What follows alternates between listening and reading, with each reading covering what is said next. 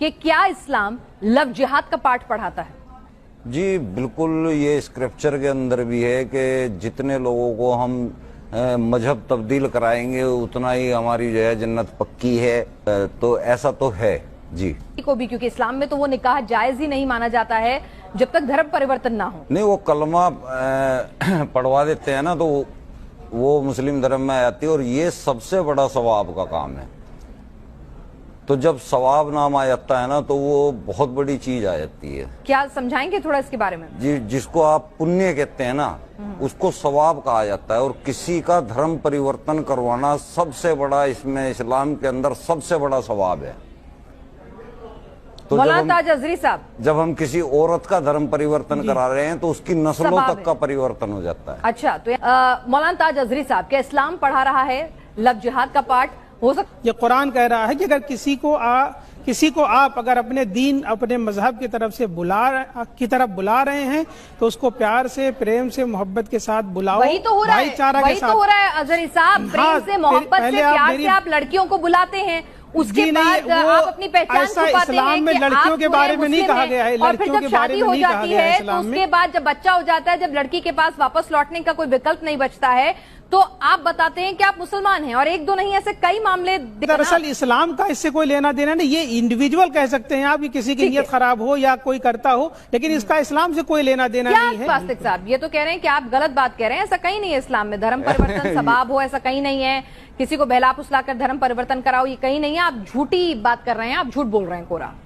دیکھیے، ایک چیز جو سامنے لوگوں کے آ جاتی ہے نا اس کو نظر انداز نہیں کیا جا سکتا، جو دنیا میں دکھ رہی ہوتی ہے اس کو آدمی جھٹلا نہیں سکتا، اور یہ سب کچھ آنکھوں کے سامنے ہو رہا ہے، یہ چل رہا ہے سب کچھ آنکھوں کے سامنے، تو اس کو آپ انکار اگر کر رہے ہیں نا تو آپ نے وہ کام کر دیا کہ میں کہہ رہا ہوں کوئی آیت، کوئی حدیث آپ کوٹ کر دیجئے نا، قرآن سے کوئی آیت، کوئی حدیث سے کوئی حدیث جو ہے، یہ قرآن میں صاف صاف لکھا ہے کہ شراب پینا حرام ہے، لیکن بہت سارے مسلمان آج پی رہے ہیں شراب، تو وہ مسلمانوں کا اپنا ذاتی پرسنل کام ہے نا۔ معاف کیجئے گا، مسلمان تو آپ بھی نہیں ہیں۔ یہ آپ کیسے کہہ سکتے ہیں کہ مسلمان میں نہیں ہوں؟ آپ کون ہوتے ہیں سرٹیفکیٹ بانٹنے والے کہ کون مسلمان ہے کون نہیں ہے؟ جی بالکل، میں ثبوت دے دوں گا نا آپ کو، ابھی ہاتھ کے ہاتھ ہی دے دوں گا ثبوت۔ دوں سر؟ بتائیے ثبوت دیجیے۔ سر آپ اپنے اکاؤنٹ کا لاسٹ کا ڈیجٹ بتا دیجئے، ایک ڈیجٹ۔ کس چیز کا ڈیجٹ؟ آپ کا جو بینک اکاؤنٹ ہے اس کی لاسٹ کا ایک ڈیجٹ بتا دیجئے، کوئی سا بھی ڈیجٹ بتا دیجئے۔ ایک زیرو، یعنی کہ آپ کا، مجھے اکاؤنٹ سے کچھ نہیں تھا، مجھے آپ سے یہ پوچھنا تھا کہ آپ کا بینک اکاؤنٹ ہے یا نہیں ہے۔ اگر میں ڈائریکٹ پوچھتا تو ہو سکتا ہے آپ گھماتے رہتے۔ تو آپ کا بینک اکاؤنٹ ہے، اور بینک سے آپ کو چاہے آپ کا 1 روپیہ بھی بینک کے اوپر پڑا ہے اس کا بھی آپ کو بیاج مل رہا ہے، اور بیاج اسلام کے اندر لینا اور دینا ہر صورت میں گناہ کبیرہ ہے، جس کا 8 جگہ قرآن کے اندر، 8 جگہ سورہ نساء، سورہ بقرہ، سورہ آل عمران ذکر ہے کہ جو بیاج لے گا یا دے گا اس کی دشمنی سیدھے خدا سے ہوگی، خدا اس سے جنگ کریں گے۔ دیکھیے محمد صاحب اس سے جنگ کریں گے، تو آپ مسلمان کہہ رہے ہیں اپنا آپ کو، آپ تو بیاج کھا رہے ہیں۔ جناب آپ کی اطلاع کے لیے میں عرض کر دوں کہ میرا جتنا انٹرسٹ ملتا ہے اس سے کہیں زیادہ میں، یہ اسلام کے اندر کوئی شرط نہیں بتائیے کہ اس شرط پہ آپ بیاج کھا سکتے ہو یا نہیں کھا سکتے ہو، ہے تو بتائیے مجھے، وہ آیت دیجیے۔ آپ پہلے دیکھیے، آپ نے اس کا مطلب یہ کہ آپ اس نے اسلام کو سمجھا ہی نہیں حقیقت میں، بیاج کھا سکتے ہیں، آپ مجھے وہ شرط دکھا دیجیے۔ میں نے کب کہا کہ بیاج کھا سکتے ہیں؟ دوسری بات، آپ اس کا مطلب ہے کہ آپ انکمپلیٹ اسلام جانتے ہیں، آپ مکمل اسلام نہیں جانتے کہ مکمل اسلام کیا ہے۔ آپ مکمل سامنے رکھیے، آپ نے کہا ہے کہ میں وہ بیاج فلاں جگہ استعمال کرتا ہوں، یہ کہاں لکھا ہے کہ فلاں جگہ استعمال کرو گے تو وہ حرام نہیں ہوگا؟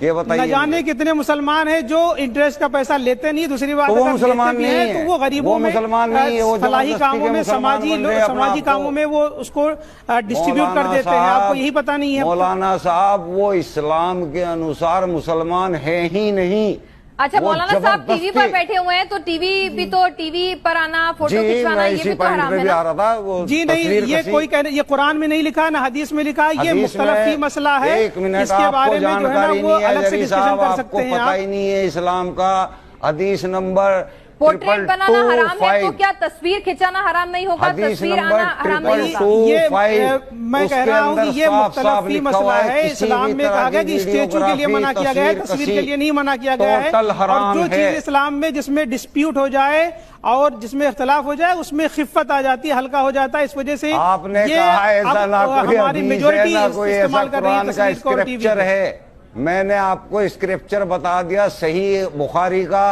2225, जहां पे बिल्कुल साफ लिखा हुआ है कि तस्वीर कसी और वीडियोग्राफी करना कितना बड़ा हराम काम है, जो कि कबीराए गुनाह में आता है। उस टाइम तो जब वीडियो था ही नहीं तो कहां से आप कह सकते हैं कि तस्वीर कसी और वीडियोग्राफी मना है? 1500 साल पहले कौन सा कैमरा लेकर आप बैठे हुए थे भाई वीडियोग्राफी करने के लिए? अगर इनको रेफरेंस दिखा दिया जाए तो ज्यादा बेटर रहेगा, फिर मेरे ख्याल से इतनी कम चलेगी।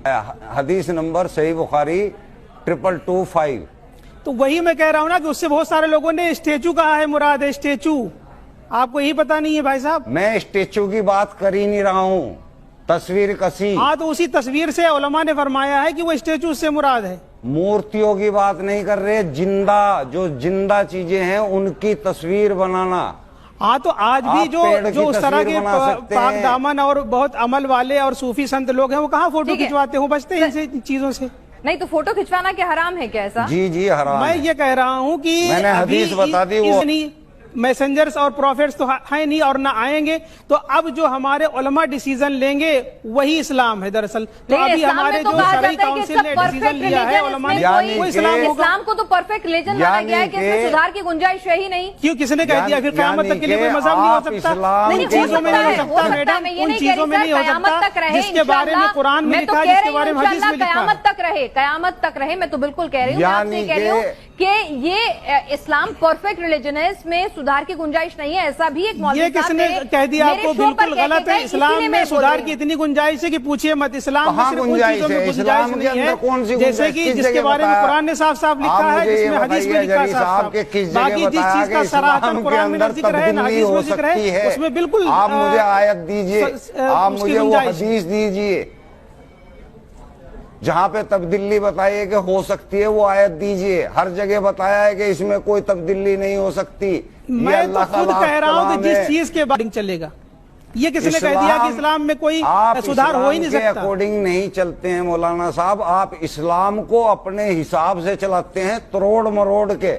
तोड़ मरोड़ के नहीं, आपको जरूरत है इस्लाम में जब कुरान या हदीस में कहीं लिखा है कि धर्म परिवर्तन कराना है? हाँ, धर्म परिवर्तन का लिखा है और कुरान शरीफ के अंदर भी लिखा है। सूरह तौबा है, सूरह तौबा की आयत 33 है, 9 है, और सूरह 5 के अंदर तो बिल्कुल ही मार काट तक कर दी है। बातचीत करूंगा क्या वाकई में कोई अल्लाह है भी या नहीं है। आप चूंकि मैं तो आपका हाथ चूमने को दिल कर रहा है, आप यहाँ आए हैं, तो मेरी नजर में तो आप अल्लाह से भी ताकतवर इंसान है, अल्लाह से भी ज्यादा काबिल इंसान है। वजह मैं बताता हूँ क्यों। वजह क्या है? अल्लाह आज तक अपने आप को साबित नहीं कर सका।